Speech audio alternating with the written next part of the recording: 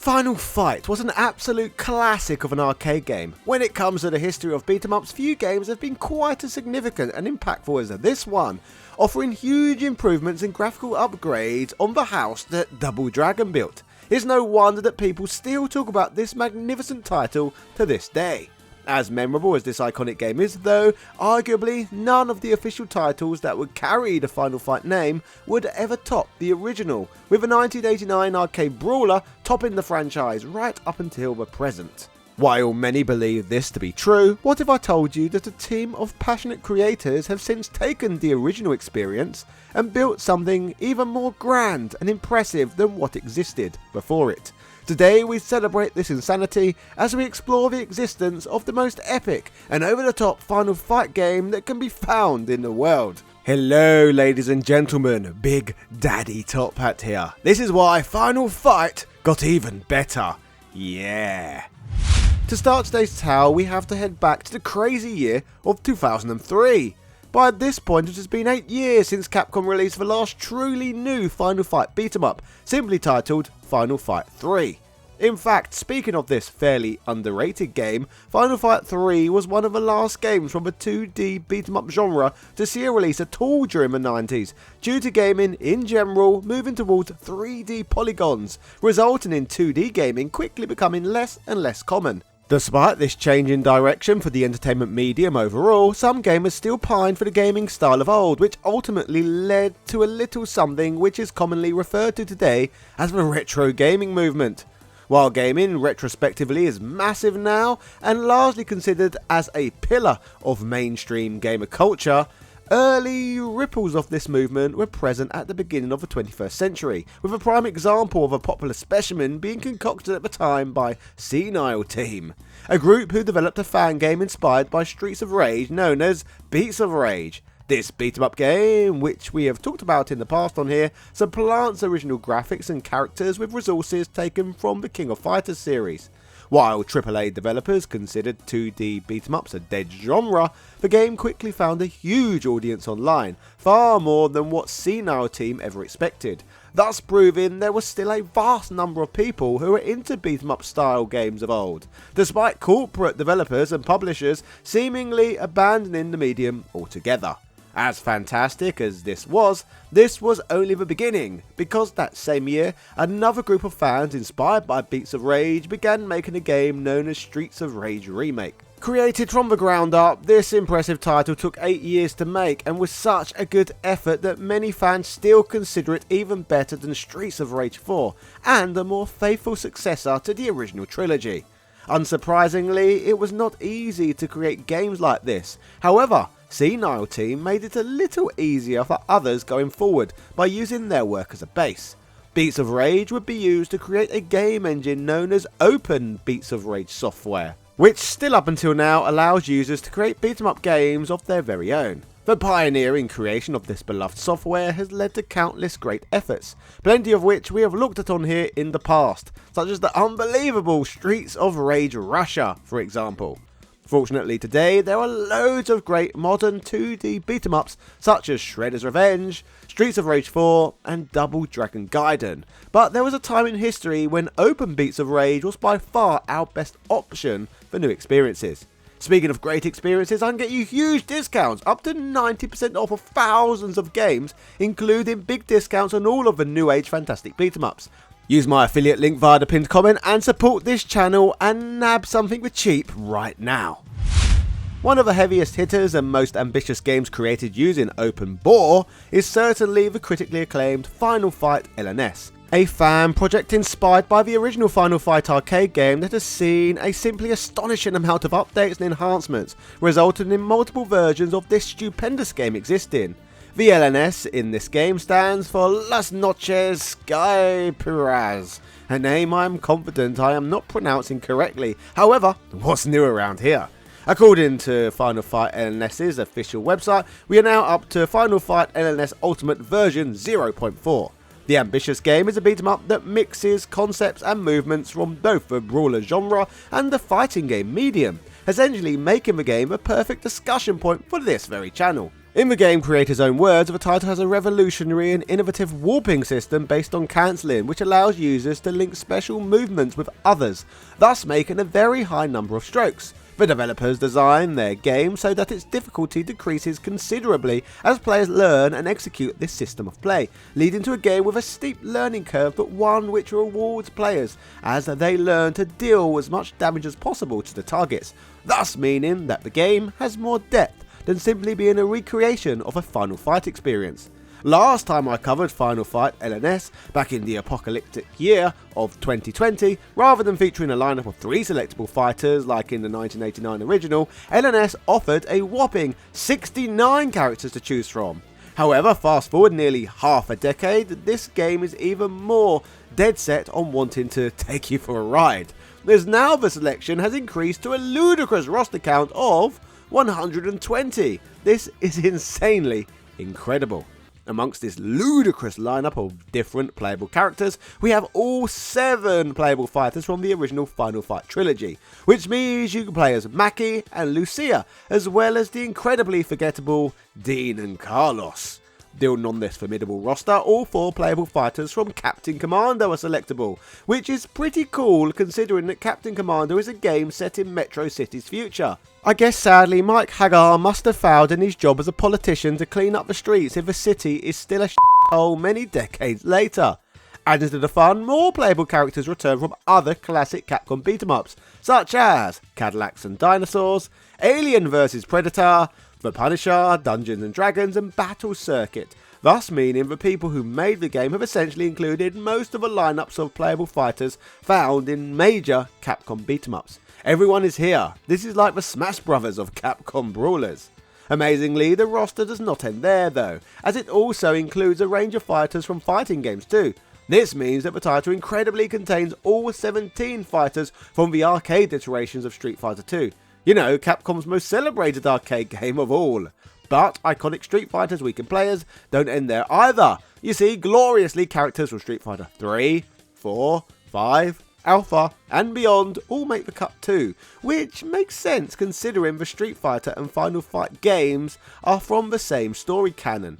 In fact, how stupid is it really that Capcom have never made a beat 'em up of their own where you can play as Chun-Li and company? That would be beyond epic. To expand the lineup even further, the game features sprites from Marvel vs Capcom 2, meaning we have Darkstalkers characters in this game, along with some other Capcom favourites, such as Strider Hiryu and Jill Valentine. And for extra icing on the cake, the game also features Terry Bogard from Fatal Fury, Tiffany Lords from the Rival School series, and many, many more. As I said, the game has been built on and been built on.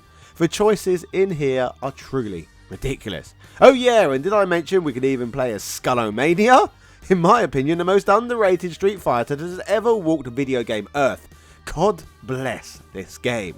While this title may have a large roster of characters consisting of different fighters from a whole range of games, you may notice that during a playthrough, being a Final Fight game, much of the action in the title takes place in the iconic location of the dystopian Metro City.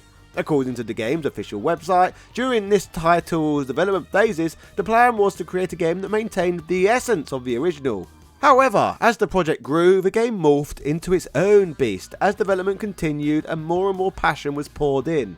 This has ultimately, to excuse the pun, resulted in the game containing many stages that were based on the action in the first Final Fight game, but there would also be a number of stages added based on what can be found in Final Fight 2 and 3, and there are also parts of stages influenced by other Capcom games as well. The thought process behind the end result was that the creators wanted to make a game that maintained the essence of Final Fight but brought a breath of fresh air to the franchise too. An imaginative love letter, if you will, chock full of endless possibilities. As mentioned earlier in the video, the game's website states that Final Fight LNS is a beat-em-up fighting game hybrid, which means that Final Fight LNS controls much like a fighting game. Controlling the game consists of the use of a directional pad, or joystick, mixed with the use of 3 action buttons, which can be used to execute basic, special, and ultimate moves within the game. Controls for characters vary depending on which fighter you pick, but the button combinations that execute each fighter's basic, special and ultimate moves can all be found on the Final Fight LNS website, which I must say is a great source of information on this game in general. The moves in the game allow fighters to carry out various actions, from offensive to defensive to evasive maneuvers, all in all adding to the sense of freedom this game delivers. Characters can also run, move vertically while running, jump backwards, jump vertically, block attacks and carry out counter-attacks. During combat in this game, like Guardian Heroes that came before it, it features a leveling up system, so that characters get more powerful as you play the game. There are also hit counters in the corner of the screen, and the game informs you using the sound effect from Killer Instinct anytime you perform a decent combo.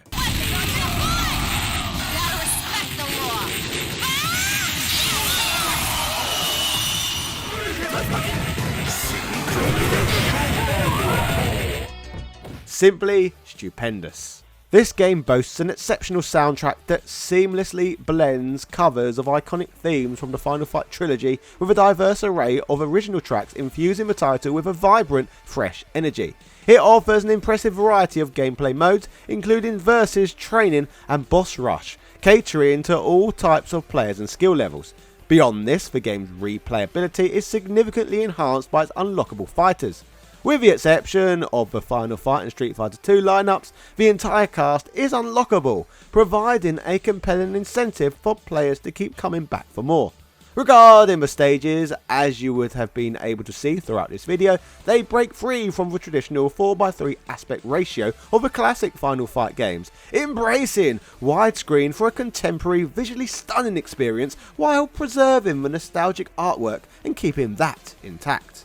In one of the now multiple versions of this game, the first stage brilliantly mirrors the opening level from the original Final Fight, enhanced with CD quality audio that elevates the action. True to the series, items can be used to replenish health, but there's a unique twist. An item that actually depletes health has been added, which is a cheeky addition and is actually a bit shit.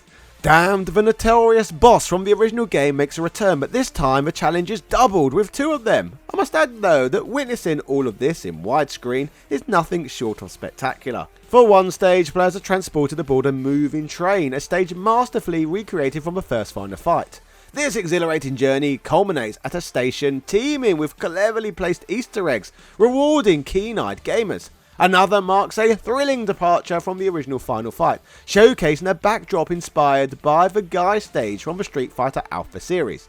This innovative blend of elements from different series is a delightful surprise, with even Mai making a curious background cameo. My. The boss fight in this section pits players against a pair of bizarre foes, Sodom and Sodom, another nostalgic callback to the original game that sees you try to avoid being sodomized by the ultimate weeb.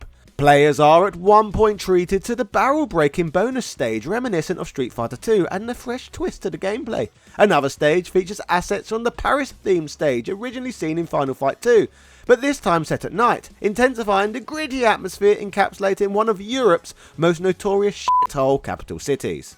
As players brawl their way through numerous enemies, during the Paris stage players can eventually find themselves inside a restaurant adorned with assets from various games.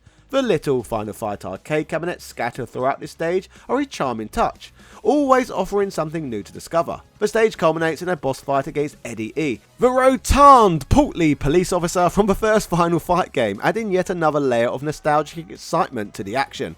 At one point, players find themselves brawling by the infamous toilets from the first game, before progressing through a waterside backdrop reminiscent of the original game too. This familiar environment leads to an intense boss encounter with Abigail, a staple from the Final Fight series.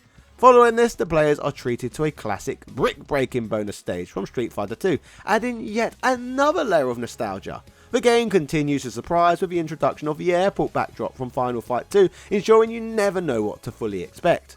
The journey also takes us to the industrial area from the first game, featuring enemy sprites from Battle Circuit, another beat 'em up that I've spotlighted on here in the past, and a game which deserves far more respect than it gets. Players at one point are even thrust into the iconic lift section from the original game, facing off against twin Relentos in a thrilling showdown. The adventure continues with a barrel breaking section in London from Final Fight 2 and stages with aesthetics and Easter eggs from various titles, keeping the experience fresh and engaging throughout.